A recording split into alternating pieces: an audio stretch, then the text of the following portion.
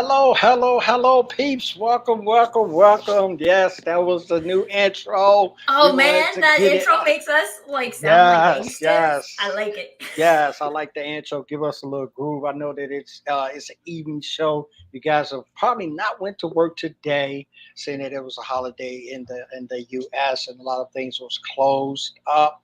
But it kind of give you that vibe of it's your 5 o'clock drive from home kind of thing. If you're on the East Coast or wherever you're at, but it give you that vibe to say, "Yo, authentic leadership 101 is here." So I hope you guys like the new intro, outro, and we hope you appreciate it. We're trying to level up here because we are authentic. I got my amazing host with me, Tracy. Tracy, how was your weekend? It was really good actually. It's a long weekend here too. It's family day. Oh, okay. So historically we would go north and see all of my family.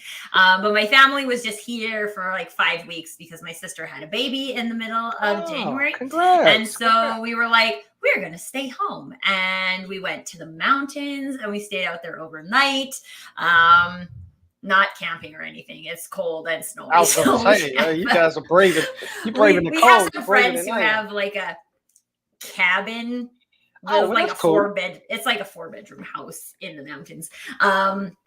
So yeah, we went and stayed out there with them, and they have 2 young kids. So Nicholas got to hang out with some peeps and drink hot chocolate and Oh, that is play in the nice. snow. So it was really nice. And it wasn't too like there wasn't anything we really had to do. So we just got to like, hang out and do whatever whenever. So yeah, it was really lovely. And today it's beautiful out. It's really sunny, but it's like minus 20 degrees Celsius. So it's cold. We've been having a movie day. Harry Potter's coming up next. That's my pick for later. Harry Potter. You know what? I never really got into Harry Potter. I don't know why. I don't know how. Just I just never really was that TV kind of guy. I was kind of like that guy that curled up with like a nice book. I'm starting to get more into the audio thing, which is it's like becoming a popular thing of mine now. Just hearing somebody talk to me through my ears actually helps me sleep too. Because I used to sleep with the TV on, and then noise would kind of like eventually help me go to sleep. But now I hear somebody just reading to me, and it just puts me to sleep. So I'm one of them kind of guys. There's so many shows that I would love to watch, movies that I would love to catch, and I end up not catching them. I don't know why. Because of the time, I don't sit still long enough. One of those things, but it is what it I'm is. actually the worst at that because, like, for one, we don't have Netflix, we don't have Apple Uh, TV, we don't have Amazon Prime, we don't have Crave, so we don't have like anything where but you people guys are got like, the "Have you seen this? mountains. I mean, Have if you I seen had this?" that, yeah, Yeah. Well, and that's the thing, right? So we have Disney Plus because I have a 3-year-old. yeah, gotta But have that's Disney the only Plus. streaming service we have. So unless it's on Disney Plus, we're not watching it. Which is why we've seen Encanto like 100 times. Yes, yes, yes, yes. We got the people rolling in already. Therese, thank you for showing up. Anna, thank you all the way in Minneapolis. And I know that it's probably warm now, but it's going to be cold. I have family in Chicago, and they told me it's warm today, and it'll be in the 20s by Thursday. So Minnesota is not too far from that. So I know you're going to get that weather as well. And here's someone that's in the weather. I don't even want to ask how the weather is where she's at, because I know it's probably a balmy 80 or something out there. Costa Rica, Yeah, from Costa beaches, Rica. Yes, sun. yes, yeah. Beaches, sun, suntan, all of that good stuff. We appreciate you guys chiming in. And Gina is going out to the Windy City. Had a wonderful talk with Gina. We did a Zoom. We like besties now. Just call her, just like the besties. We had the Zoom, wishing her well. She says a Harry Potter exhibit in Philly right now. Yo, so I don't know. I'm right across the bridge. Jersey, I got to get over there. I wouldn't even know what to look for. I don't know. I just know the little Daniel guy that had the little wand. I remember him now. He doesn't look the same anymore. I just saw him on something the other day. And it's amazing Although how. quite honestly, he's not that much taller than he Yeah, he was didn't grow when that he was much. like Yeah, 11. he didn't grow that much, but he got. It's sort of like scary to me. I guess thinking about theater, and I know we got to talk about authentic leadership, right? That's why you guys come, but we always have sidebars here.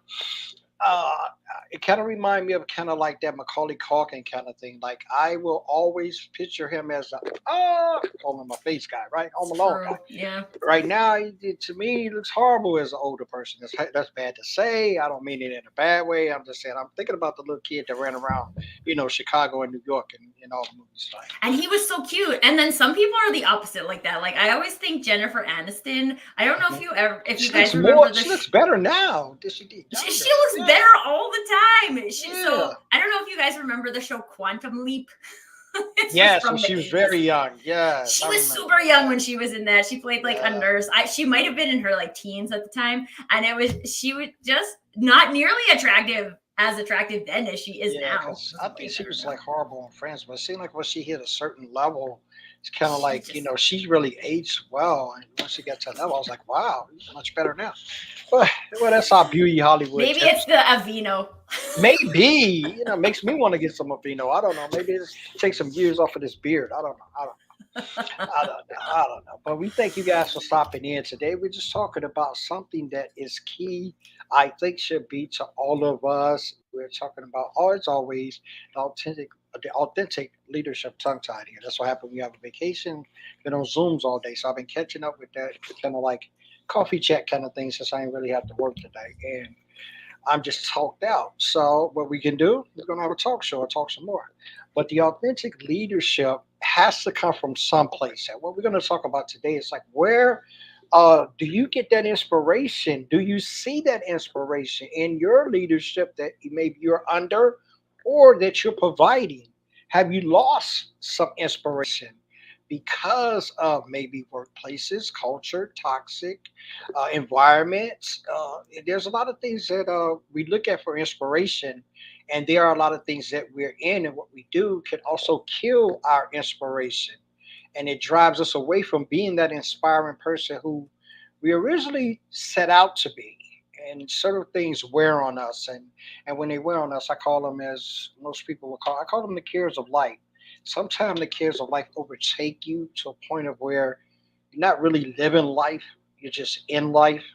And when you're looking for that inspiration, especially when you're leading people, especially when you're leading authentically, which is an extension, you're looking to inspire those that you're leading. So, in essence of doing that, where do you find your authentic leadership inspiration, Tracy? Where do you find it? Yes, and for one, we want to hear where you guys find your authentic Yeah. leadership Put inspiration it in the too. You can comments too, and I put say it in hello the to comments. everybody. We kind of like got on our Harry Potter talk, and we forgot to acknowledge you people. Thank you, beautiful people, for coming by. Please tell us where you're tuning in from. If you have not already done so, put them in the comments. Also, tell us where you find your authentic leadership inspiration. Okay, Yeah, I'll see you, because Tracy. that's the power we have, the opportunity we have in this conversation today is help you guys see where you find this authentic leadership inspiration, and then when you lose it, how can we get some of it back? Yes. So it was really interesting because originally I came up with the idea for this concept because in the US it's President's Day. And a president is a person you look up to. Well, we can all argue with that depending on the president. But conceptually, right? There are leaders that we look up to, there are leaders that we don't look up to. And so I thought it would be interesting to discuss where that inspiration comes from. Now, the interesting thing that happened to me when I was exploring this for myself was that I don't really get inspired by other leaders. Mm, I get inspired by people. yeah. And mostly for me, you guys know me, I'm all about authenticity. And I get inspired when I feel like people don't have space to be themselves. So on Friday, our very good friend Dan Roth, he was hosting an open office hours, and there was a lot. There were a lot of people on there. There were a lot of questions going around.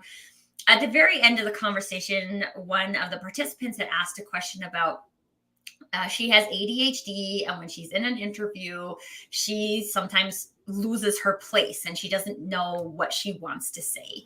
And different people provided her with different tips and tricks and things like that. And one of the things, not consciously, but just as part of the narrative that came out of one of the pieces of coaching advice was, I wish I could help you get better.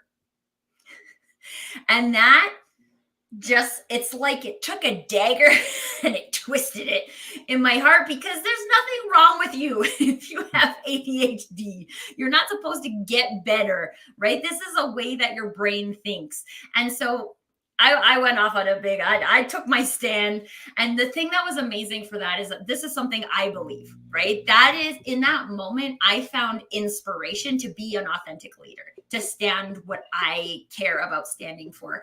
And watching other people listen to how passionate I was about it, how committed I was to people believing that that is true about themselves, even if a workplace or a society in general doesn't believe that. I got so many comments after, just from people in the DMs saying, like, thank you for saying that. And so it was just interesting to me, because it was almost, I've mentioned this before on the show. For me, when it comes to these things where, like, I just couldn't let it go, right? I couldn't let it go without sharing that you're not supposed to get better. It's not like you have a cold, right? Like, if you have a cold, or you get COVID, or you get the flu, right? We can wish you get better soon, right? That's fine, because you are going to get better soon. You're not going to live your entire life with the flu. But neurodiversity, the color of your skin, the gender you are, right? Like, these are Wow. not things you can get better from. They're who you are. And as long as we Absolutely. think that there is a problem with us and we have to fix something that's broken, we don't learn to live, we don't learn to accept and excel based on who we are. We continually try to fit into a box. And so, to me, it was where my authentic leadership inspiration comes from, is where, one, I don't think the people are being taken care of, and two, when it is super aligned with the things I care about and my personal values. How about you, Carl Sean? Yeah, I definitely agree with you on that. If I can second emotion, I hate using the term piggyback. So, so it's such a negative thing to me to say. But no, in all jokes aside, I do not look for inspiration from authentic leadership from leaders. I just do not. I used to, because the perception was, in the essence of me, when I first got into the environment of having people lead me, I look for that. And even as far back as even when I was in high school on teams, sports teams, there were certain ones that you look to. But that, when I looked at overall that and really start getting my own or drawing my own narrative of what authentic leadership was based upon how it fit with my values and my core values of who I was as a person, I uh, at that point I hurry up and got away from watching others to get inspiration. And when I say that, just in the essence of watching leaders, because I always see inspiration among the people, the commoners, should we say, that are not in those positions that carry those authentic leadership, uh, those leadership capabilities, and maybe not have been garnered or even given the title of, but they are, I think, operating in and cultivating what I saw as inspirational. And in that, that is where I drew my inspiration from. It's sad to say that, because for most part, like you're saying, especially with the objectivity of President's Day, that used to be in America a place where you would get inspiration. It was a place in the office of which was held where at points of times in schooling and things that we learned, that office was something, that you wanted to be like that office, even if you never really had a wildest dreams of maybe ever being the president. The esteem from what the office carried and the prestige of which it carried, it was an inspiration to you to try to perform at, whether it was in whatever level you were at. If they even nominated you as the president of the student council or the student body, it was an inspirational position where people saw that, wow, if I can attain that, then there's really some level of inspiration that I've garnered from you doing that. And we have fallen from those ranks. And when I say we, I'm just categorized with a wide blanket here. We really have, and we've been let down by that. So in the essence of that, I kind of let go of that notion of because you're a leader, you're aspiring. It's never, it's so far a disconnect to me now. I look back on it and say, oh my God, how did I ever think that? However, I think that leaders should inspire me. What in the world gave me that idea, right? But this is the perceptions that's being, not only the perception, I can really say it's the reality of how we're seeing authentic leadership now. It's more so a thing of, I don't get inspired by these leaders because, first and foremost, they're not authentic to how that fits with me. And it's not so much about the yelling and the one that's able to stand and be heard that I draw inspiration from. Because it goes to me with the squeaky wheel don't get grease. I mean, if you're not making no noise, you don't get the attention, right? So a lot of times you have leaders now, they're barking orders, they're not empathetic, they're not inspiring, they're not growing, they're not developing. So to me, all of those are parts of being authentic, and I cannot draw from those lackluster examples anymore. So to me, we're all on the same pages with that. I probably said a little bit more than you, but we're all on the same pages in that I draw the inspiration from 9.99, sort of like Maury say you are the father. 9.99% of those that I draw inspiration from are not in leadership. They're not. Well, and I again like the definition of leadership is interesting because a lot of times leadership versus management gets tied in together, and management Yeah, and leadership are not the same thing. Right? they are not A the same. leader is a leader of people because they care about people, and it doesn't really matter. Again, you could be a leader in your household, you could be a leader in your community, you can be a leader in society, right? We talk about people leading change, things of that nature. You can be a leader in an organization, but the definition of leading and the job description of managing, like, quite honestly, I don't know about you guys, but all of the job descriptions that I see for managers don't really talk about the skills of leadership. Yeah. So it's really interesting. And Farah is sharing to be the leader you want to follow and inspire. I think that that is a great idea because it makes you think about, again, the people, right? And one of the things that I wrote down when you were sharing, Carl Shawn, which I think is really interesting, is the concept of, I want to be like that. I want to be like the president. I want to be like Oprah. I want to be like that person versus I can do something about that. So, like, again, for me on Friday, when that comment came up, and I think I have a perspective that can help, I say it. I can do something about that. I can do something about that right now in this moment. And I don't have to be anybody besides who I am. I Right. just get to be. And Farah's got all the chats. Pop them up there, Sean. Leadership is about influence and motivating others, right? And Yes. I think too, let's talk about this a little bit in terms of like that authentic leadership Mhm. inspiration about, and when it comes to motivating others, because I think sometimes as leaders slash managers and or so both and managers and leaders and anyway any combination of those three, motivating others sometimes seems like a thing I have to do, right? So if what I have to do is motivate people, then I start to get strategic and tactical about how am I going to motivate people. I feel like once we're breaking things down to strategic tactical levels, that we're now no longer operating primarily in inspiration mode. We Mm. are operating in tactical mode, and how we show up, at least, and this is for me, how I show up in those different activities, how I show up to just be, and how I show up to be tactical are two different focuses. And so, what are your thoughts on that, Carl Shawn? About like if I get too caught in the like nitty gritty of delivering on motivating others, does that add to my leadership inspiration or does it detract?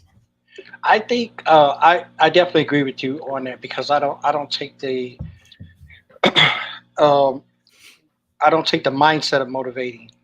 My action motivates. So when I think of me being authentic leadership that's inspiring others, it is primarily, if not always, fundamentally through how I am. And I think if you continue it or you keep it on that pendulum, it has no opportunity to swing to anything else that could be misinterpreted. Because I hate to be misconstrued, right? And I hate to be misinterpreted.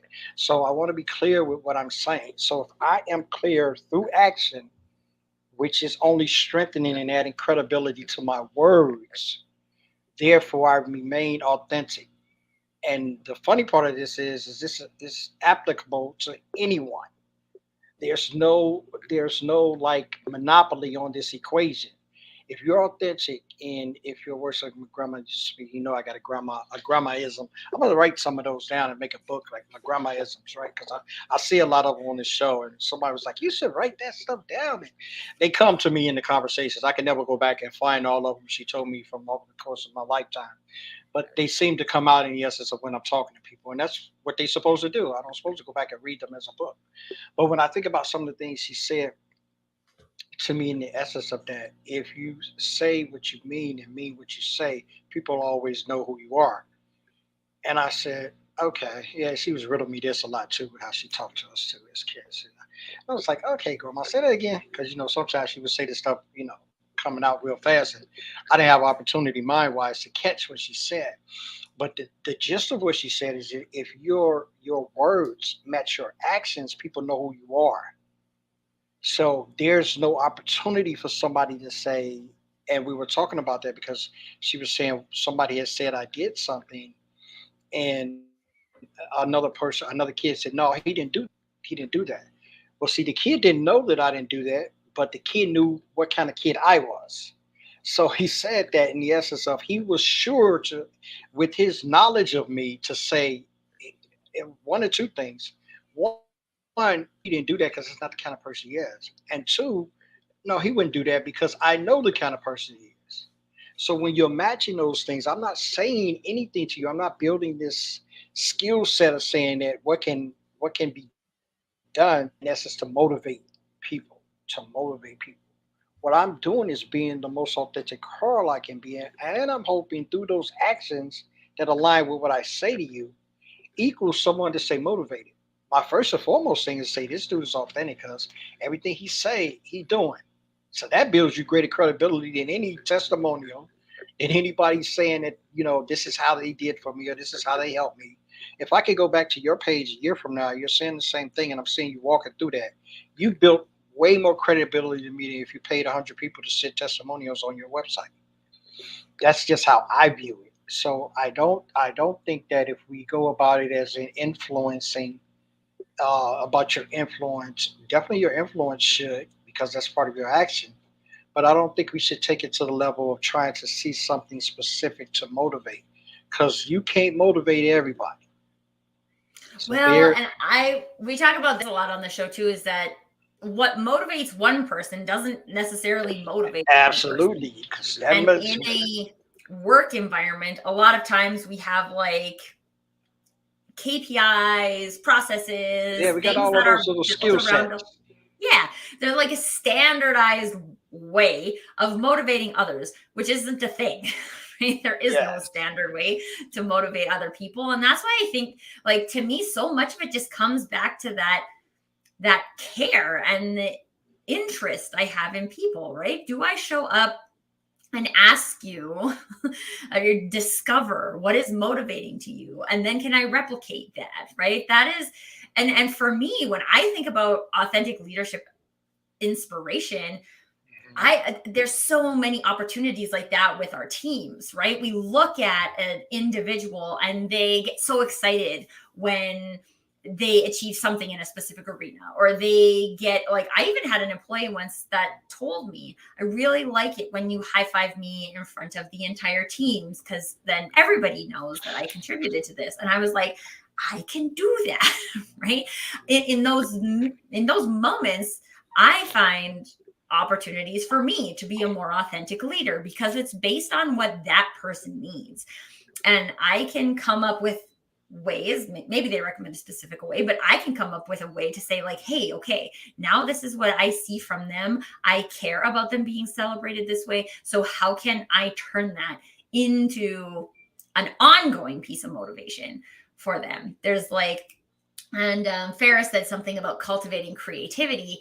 I think there's so much importance in listening to other people, right? And yes, you can listen to the other leaders, the world leaders, the other higher up leaders in your organization. You can listen and encourage those people, but a lot of those people have gotten where they've gotten because they don't, well, I mean, let's leave that for another day's conversation, but they didn't get where they are going because they did what you would do. That wouldn't have been authentic for them, and it's to do what they did isn't going to be authentic for you. And so listening and then puzzling together those things in the uniquely Tracy or Carl, Shawn or Farah or Phil way to do that, that's what gives you an opportunity to be creative. And I don't know about you guys, but I find creative mode and inspiration mode generally turned on at the same time. Yeah, I find it. I find that the way too, and Farrah was making great points in there, and I like, and I'll bring this one up too. I think there's intrinsic motivation and external motivation, and you're definitely true with that in the essence of what that brings about and how that is, because leadership. Don't get me wrong. Let me backtrack a little bit. Not necessarily backtrack, but let me go back and and go across some other points that I was thinking of when we're talking about that inspiration. We're talking about what is the derivative of that. Where does that come from, and where do you find that?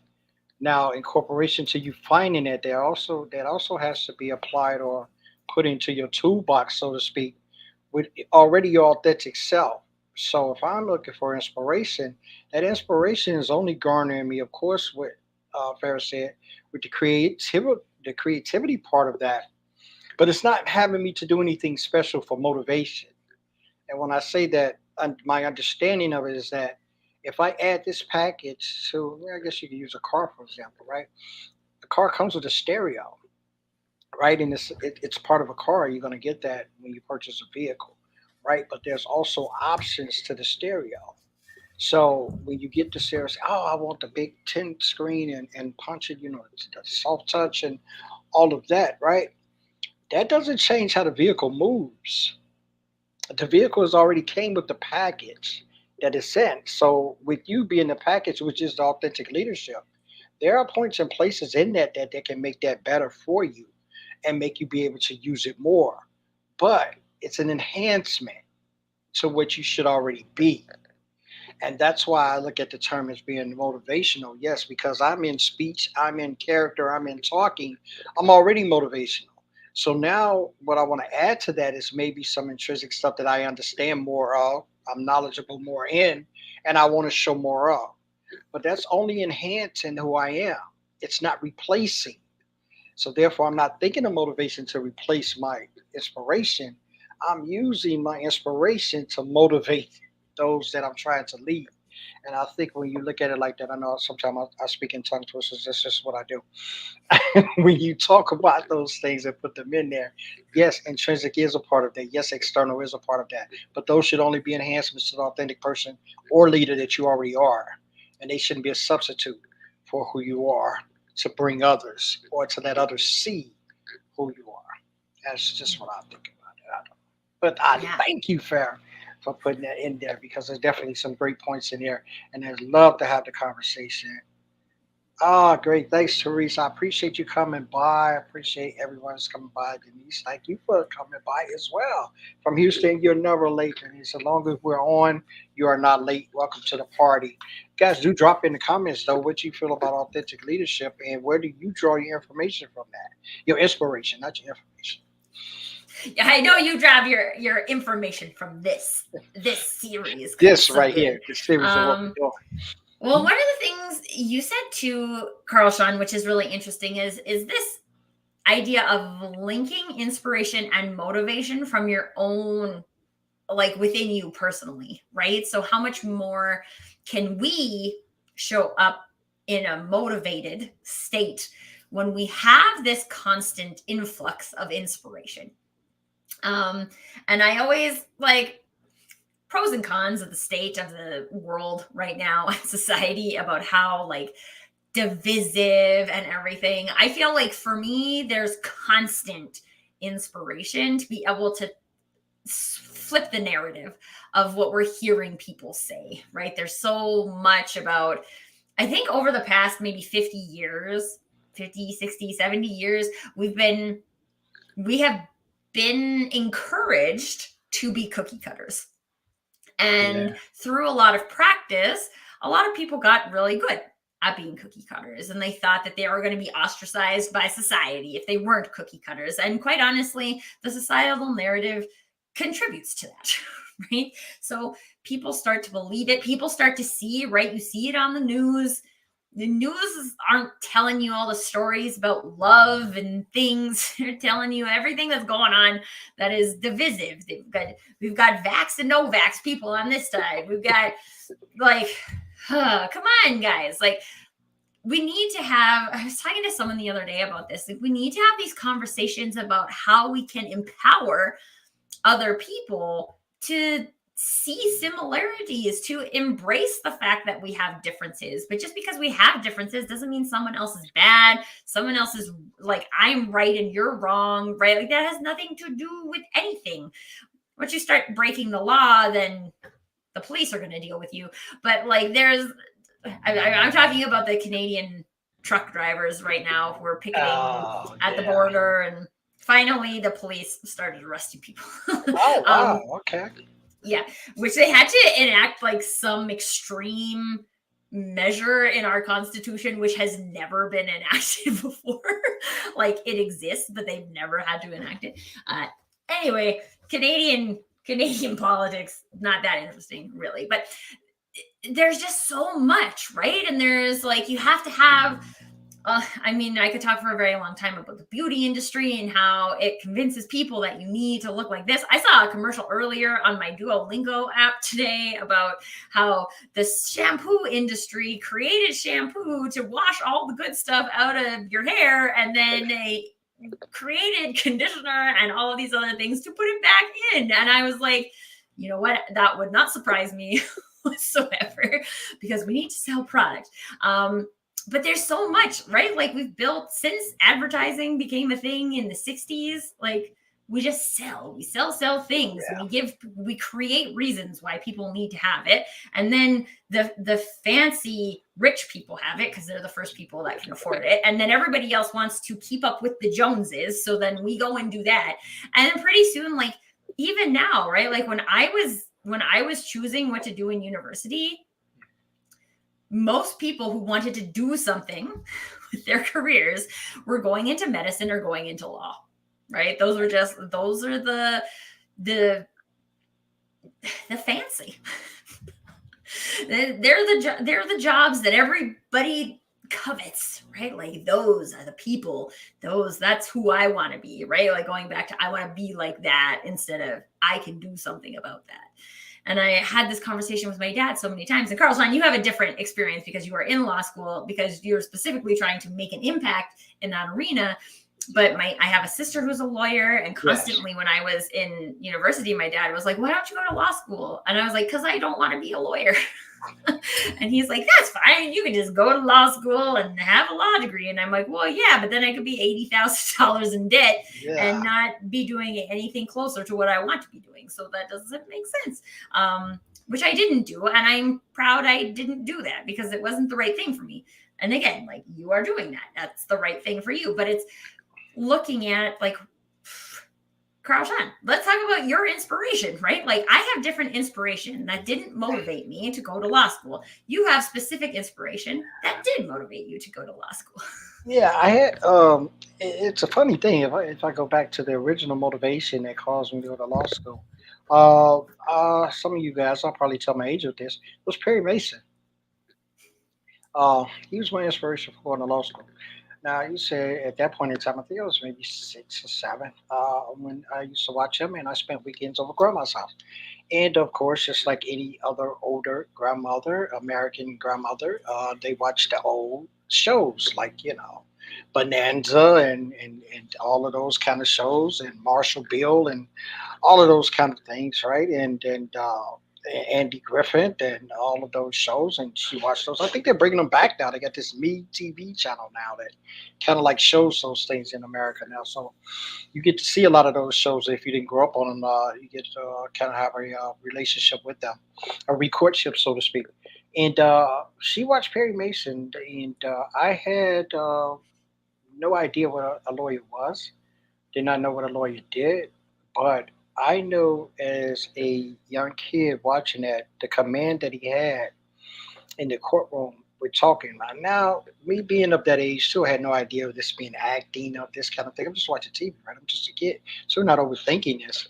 But just the command that he had, and I had no idea to place that in a parallel, saying, "Yo, kid, this is acting. You may not be doing that for real, right?" But that's what I saw, and I said, "Oh wow!" And I just love how he never wavered in pressuring and getting answers from those. Yeah, they actually have the people sweating sometime on the stand and just like, all right.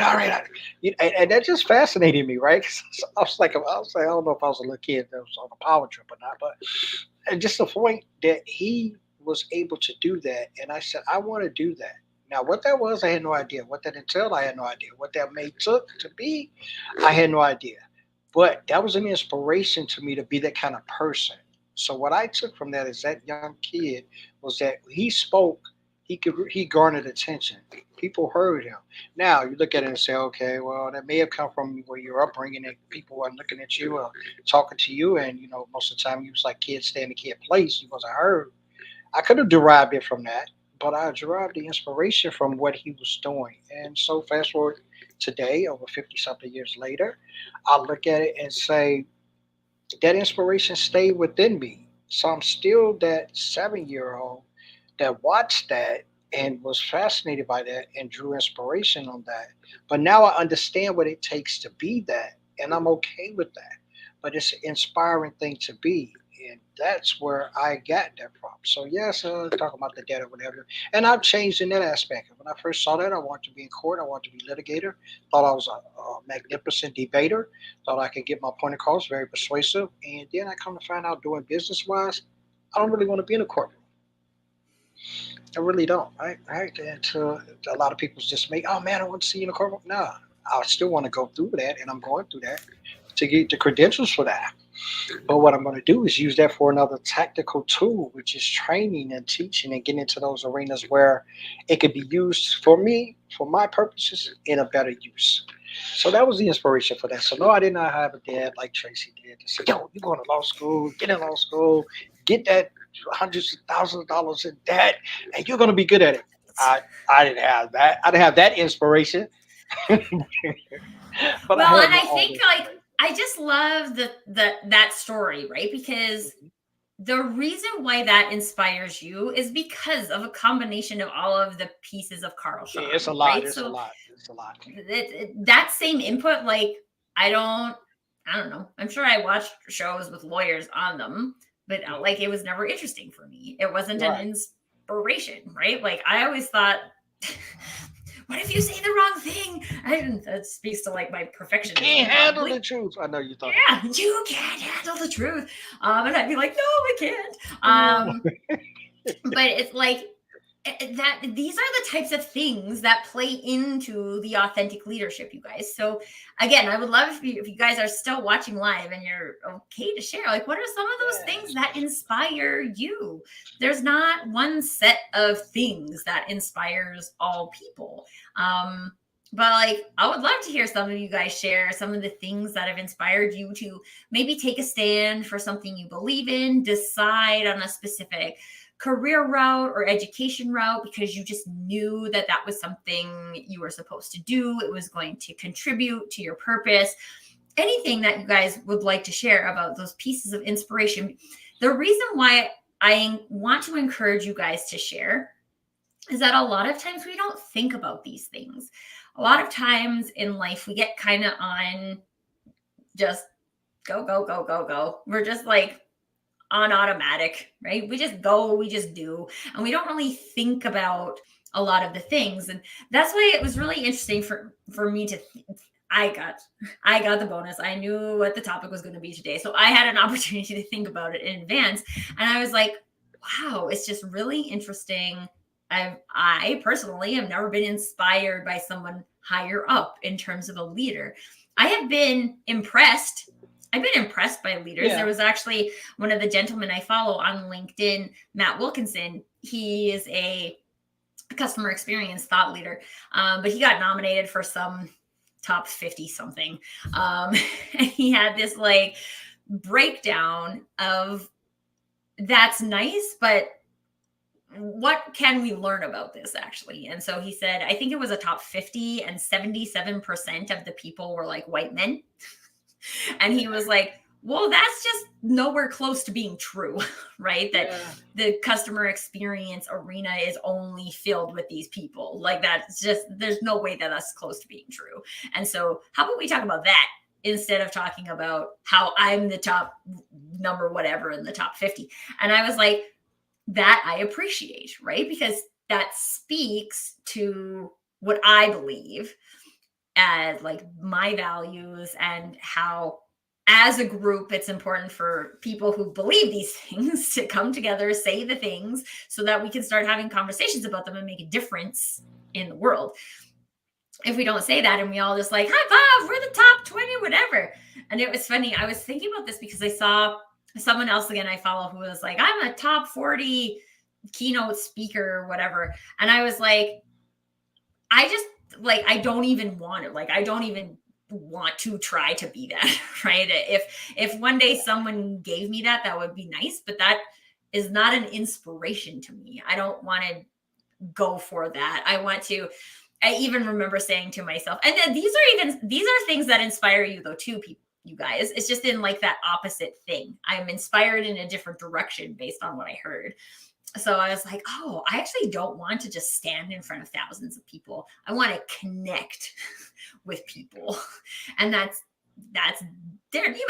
You might connect. You can provide mindset shifts and all these things to people when you're talking in a group. But I would prefer to have a one-on-one conversation. I had a one-on-one conversation last week with a lady in India.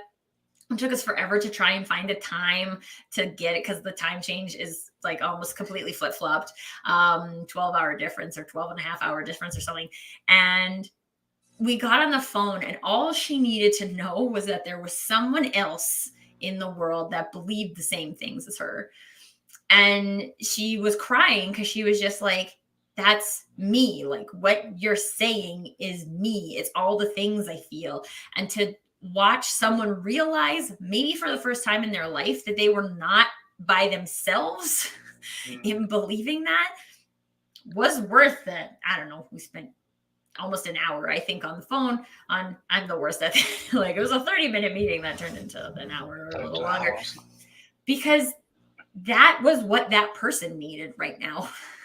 And to me, like that was inspiring. I know that there's one person, there's a lot more people that need to hear that message. So it's a lot easier for me to show up and say, hey, I'm going to keep saying it. I'm going to keep saying it all day, every day, as long as I can, because that is inspiring to me. People need to hear it. And so people needing to hear things inspires me to share my voice because I think it can help. And it's us, everything is individualized inspiration, right? When we look at where do you find it, and we're just attaching that authentic leadership in that because that's what we're talking about, right? But the inspiration, if you just want to break it down to the smallest compound, is where do you get the inspiration from? And what inspires you is the typical derivative question of what the inspiration is, right? What inspires you to be not something else? Because I think, or I may not think, Tracy. Let me throw this by you and let you see what your thought processing is. I don't never want to be inspired to be something that's not me. Well, Yeah, a let's lot of talk about this because yeah. I would love to actually hear. You might have been encouraged to be something besides you. Oh, You might absolutely. have been, I don't know, maybe even motivated because you think that's what's required. The example I'm thinking of is like climb the corporate ladder, right? Like I have to climb the corporate ladder because I have to, right? Like that's just part of it. And it, are you inspired to? Because we probably use that as a word, as a default word, right? Like, I'm inspired to make lots of money, so I'm going to be an investment banker or a tax. Oh, that was a fun intro. Yeah, that was trying to find the comment section, hit the wrong button. Technology. But like this is I'll use this example from my life, right? When I was in business school, I remember someone came in and said tax accountants make the most money. Don't even because the tax law changes every year, or tax lawyers. Anyway, something to do with taxes. And I could see there were a couple of people in my class at that time who decided, yes, I'm going to be a tax lawyer because tax lawyers make the most money. And I remember thinking, you couldn't pay me enough money to be a tax lawyer, right? Like, no, I just don't, no. That's just not something I'm interested in doing. So it's not that I want us to be careful with the word inspiring. And yeah, Maria sharing, who doesn't start with climbing the corporate ladder, right? Like I think most of us do because we think we have to do that. That's the start of the journey.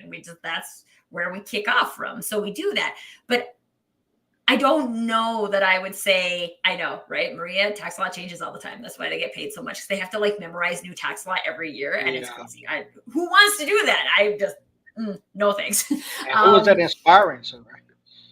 Well, and like, I don't know. There's people, again, like people. I'm not a accounting finance person. There are people who love that, right? One of my best friend's brothers is just like, he's always trying to like research hockey cards and their value and like and I'm just like, no thanks. I'm good. Anyway, the point I'm trying to make is that I think there are things we do because we think they're expected. I think there's things we do because we think it's just what you do, right? I had a conversation with my sister about this. If we look at the personal side of life for a second, it's just like she's turned 30 and then had this nervous breakdown because she wasn't married and she didn't own a house. And I was just like, are these expectations that we set? Is that inspiration? I don't think that's inspiration. It's not her being inspired to be married or inspired to have a house, right? Like it's that we're judging ourselves against societal expectations. So I just want to watch, like, I think it's important to be cognizant of our language in that arena, because are we inspired? And it's interesting. This is interesting too, Maria, that I want to be seen as someone who's an expert in what we do. I'm glad to get by in what I do. And I don't know, I'm super proud to be an expert in what I do. Yeah. It's just like, if you come out of university or high school or something today, maybe it's a little bit different now, but when I came out of high school, being a branding consultant, a personal branding coach wasn't even a thing, right? Like that wasn't a thing. You could maybe be like a director of marketing or a vice president of marketing, and then you're responsible for branding, but you're not like, it wasn't a thing. And so and this is one of my favorite things about becoming an expert. You become an expert in things that you are interested in, that you're inspired to learn, right? Like I remember having this conversation with my husband once in the car, and he doesn't manage people anymore, but he used to. And he was like, I just can't, he used my words, mental calories, which is always my favorite when he does that. I just can't expend any more mental calories on dealing with these people. Right. And I was like, oh, it's just so interesting, because to me, it's like my favorite thing to expel mental calories on, because it's just so interesting. Interpersonal dynamics and people's values and how they line up with KPIs and all these, like, it just is so interesting to me. I would legitimately do that all day, every day, and have a super fun time doing it. And quite honestly, that's mostly what I do.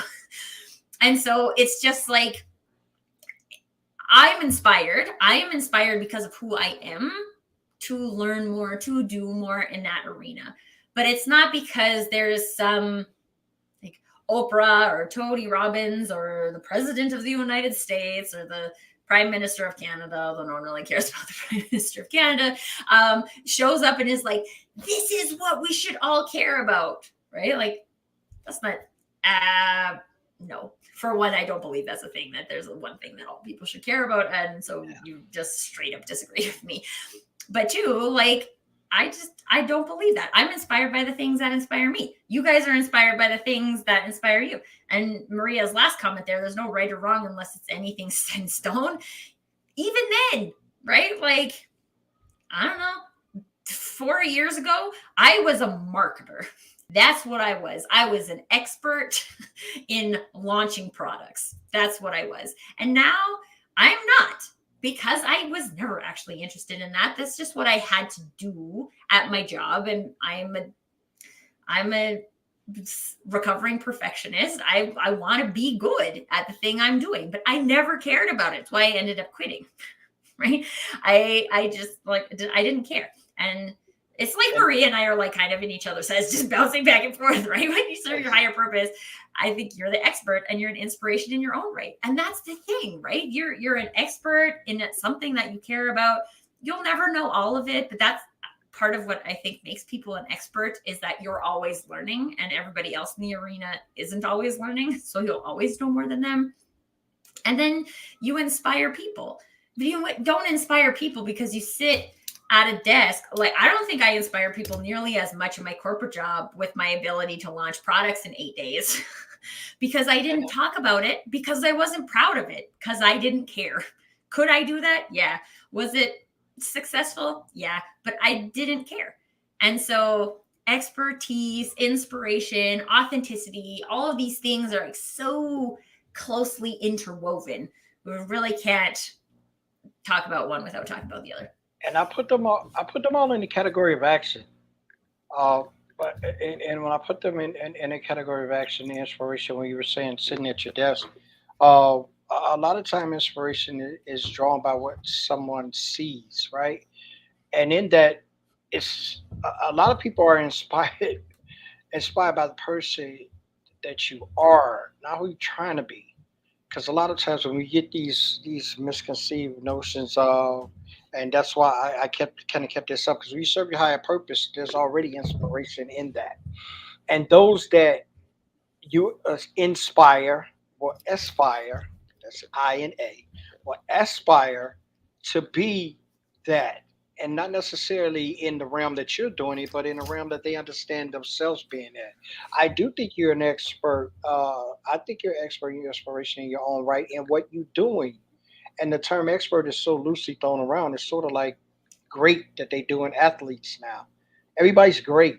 I'm like, great in my terminology calls for achievements, calls for things to be done, things to be established, others to follow.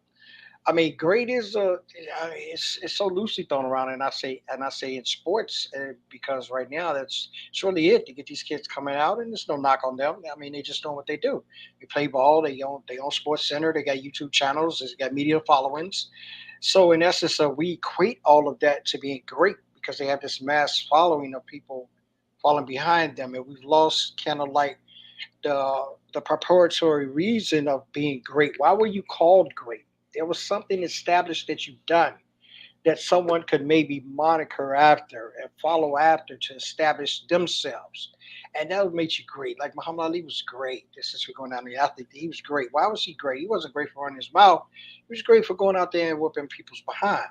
So he became great. There were some things that was locked together with that. And now a lot of times we can inspire people with our actions. And it's not things that we are so much expertise in, but it's in the way we go about doing what we're doing. That inspires me. A painter, good. If you're not a painter, he can't inspire you to paint. No, but he can inspire your mind to explore through him doing it. So sometimes the visionary of what we see in leadership doesn't inspire us because the leader isn't inspiring. And it has nothing to do with them being capable of doing a position or a job or giving reports or delegating duties. It's just their actions are not inspiring. So if I'm not seeing anything that you're doing that's cultivating this response in me, whether it's authentic or not, I'm not inspired by what you do. I'm just inspired by nothing, so to speak. So when I look at you and say they serve a higher purpose, yeah, they serve a higher purpose. That's an inspiration to me. When you say that, it's an inspiration to me. But when I see you doing that, because we all say things. And you had said that earlier when we cultivate these words. And I'm a words guy. So when you come into me with words, I've already broken down pretty much what you're trying to say to me. And then I'm trying to apply that to the actions that I see you doing.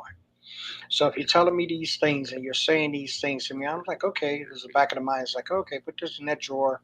I'll pull it out later. So when I run across you or I run across some of the things you're doing or some of the way that you're operating or some of your SOPs, should I say, for all those authentic leadership people, if I see you doing your SOPs and they don't coincide or are parallel to or integrated with what I heard you talking about, I've lost the inspiration of even following you. And don't knock me, knock yourself. We're talking about authentic, right? If you're gonna be you and you're a total mess up and you're a total screw up and you're that way all the way around, and every time I come around you're screwing up, I got more respect for you than if you put on here that, yeah, I'm a great leader, and then tomorrow I see you screwing up. Well, I mean, for one, let's not put that much pressure on ourselves because at leaders, at some point, we're gonna screw up. You know, like I share a lot on this show about me failing in my authenticity, right? Like we're not Yes, you fell perfect. all the time, Tracy. You fell all We the time. will You got to keep fail. better. And like part of me sharing authentically is that I fail and that You fail we're authentically. humans. We are gonna fail. Right. But I think there's a difference, right? You feel a humanness, but a human difference, let's say that, between somebody who shows up and is human and cares and makes mistakes because they cared, right? Versus I have this hard candy coating on and what I'm selling you is the candy, right? Like that's different. And I think we all can feel that. And you can especially feel that, I think, when you're interacting with people one on one, right? Like, even if you're a really good salesperson, you're like, I don't know, this doesn't really feel very good to me. And there might be people that I stop following because it doesn't feel inspiring to me. This is something I do a lot on LinkedIn is I'm trying to be inspired, right? I write all my content based on the things that I see, right? I'm trying to see things that trigger me, that align with my values. I am actively trying to be inspired on LinkedIn. And when I file somebody that doesn't inspire me, I stop. That doesn't mean that they don't inspire other people. They might inspire other people that are more like them. And so again, I never want this conversation to turn into I need to be more like Carl Shawn or I need to be more like Tracy. You guys need to be like you. You need to follow the things that inspire you. And that's why we wanted to ask this question today. We didn't get a whole lot of you guys sharing your inspiration. We got a whole lot of Tracy talking about her inspiration, Carl Shawn talking about his inspiration. And what Yes, I want you yes. guys to leave you with today is to take this question away. Write it down. You guys got a pen? Write this down. Where do you find your authentic leadership inspiration? That's you. It doesn't have to do with where I find my authentic leadership inspiration or where Carl Shawn finds his. Where do you find yours? And can you more actively go looking for that? That's Yes. it. Yes, that is your homework assignment for this lovely Monday. Oh my God, the hour went by so fast. I know. Guys, we appreciate you guys coming through. Thank you, Jeff, for coming in, my friend. Appreciate you as well on this authentic journey. And yes, we will be. I think this deserves a part show. I'm not normally one that Bring it. does part two, but for my French speaking audience. But I do think it needs a part two because I think we need to delve off into more than that, finding that and actually locating that, but actually identifying that because places of where we look, there's so many places that where we can look, right? That draws inspiration, whether it's leadership or wherever the capacity may be. But let's go a little bit deeper Ooh. into that into identifying an inspiration and seeing where it was. Not where do I find it, but identifying it. Is that leader doing something inspirational? And have my understanding of inspirational, even that's what it is. Because sometimes people see stuff and get inspired to do different things. You I would know. say you guys know where is a great place to talk about this. Oh, The I'm like, I could Authentic have had a leadership V8. mastermind. I could have had a V8 on that moment. I could have had a V8. Oh my god. I could have had a You V8. guys, it's that is exactly the point of the authentic I leadership like mastermind. that, Jeff. I like that. Jeff said he's looking at the man in the mirror. No, he's not talking about Michael Jackson. He said he's looking at the man in the mirror, looking in the mirror and holding the person he sees accountable. And I'm sure he sees himself because we all should see ourselves. And then he's asking that person to stay true. That is it. But, Tracy, my Well, V8 I'm moment just saying. passed me. Tell This him where is we should see, go. Jeff has a really good example of what Mhm. he knows for him drives his authentic leadership inspiration. Absolutely. If you guys haven't explored that yet, the best way to do that is in conversation with somebody. And the best place to have a conversation about authentic leadership is in the Yes. authentic leadership mastermind with Da, me da, da, and Carl da. Shawn and Tara Argo. Which happens, we're always late. It happens right after this, Yeah, but it we're on happens right time. after the state. Yeah. Yeah. I gotta like reassign it to Tara so she can just start it so we Yeah, can be just late. start, But Tara. Just start.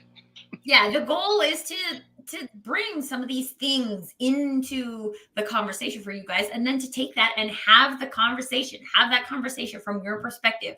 Explore what is inspiration for you. Have you ever looked at that before? Talk it out with somebody. Start to define things. Go and look in your life of where you can see that. Maybe it's inspiration, maybe it's not. Maybe we have to explore a little farther. This is the point of the mastermind, is being able to have that conversation to explore how you get to, Carl Shawn said it a whole bunch today, action, right? Show up in action. How can you show up as the authentic leader you are? And you need to be able to explore the authentic leader you are so that you can start taking those actions. So this is what the Authentic Leadership Mastermind is for. If you are interested, connect with me, connect with Carl Shawn. We will invite you for a sneak peek so you guys can take a look at what it's like in there. Before you have to commit to anything, it's just Yes. about a space for people to talk it out. And when is the sneak peek? So we have to tell them before. Oh, there is actually an open house tomorrow. So tomorrow at 1 p.m. Eastern, we're having an authentic leadership open house. I've probably invited a whole bunch of you already. Yeah. If you haven't been invited, there is a LinkedIn invite floating around for it. Yes, I don't have any. How unprepared of me. I wasn't inspired to put that in. I don't know why. It's an inspiration that you guys should come and talk, right? It's what we talk about all the time. And here I It's the am. first open house we've had for the authentic leadership. Here I Mastermind, am, so just not paying attention. What was me, right? But follow up with me, follow up with Carl Shawn. We can send you Yes. the link. It's free. It's an open house. So come and have some authentic leadership conversations with us tomorrow. And it'll be a really good example for you of what you will experience on a weekly basis. We do it weekly, right after this episode. Weekly. We grab you around the neck. We don't do the open house weekly. We do the open house once a month, but we are doing this mastermind weekly. The open house is primarily a sneak peek to see what we do, how we are, and who we are. And to my amazement, me, Tara, and Tracy do not change who we are inside of there. God, isn't that phenomenal? Shocking. Speaking of Macaulay Culkin. Well, guys, thank you so much. Thanks everybody who has came in tonight. We thank you for your sharing, Jeff, Maria, Denise, Farah. We thank you, Therese, as well. Philip, we thank you guys for showing up. Lydia, we thank you for showing up, and we thank you guys for participating and giving us some love. But we also going to have a part two of this because I think we want to go a little bit further to this authentic leadership inspiration and identify some of it. What does it look like to you? After you found it, what does it look like? You know what I'm saying? We can find it inspiration everywhere, but what does it look like? We're going to carry the conversation over into the other room. It's one of the ways that I'm pointing. We're going to go to the room, and we're It's gonna actually on Zoom, so it could yes, be. see, that's why it's on the Zoom. I was trying to get to that. But we thank you guys for showing up. We'll see you guys next Monday, same time, 5 p.m. You guys have a great and awesome week. And remember, Authentic Leadership 101. It's where you be authentic, right? It's where it's at. That's the only way it's at. That's the only thing I can think of anyway. See you guys. I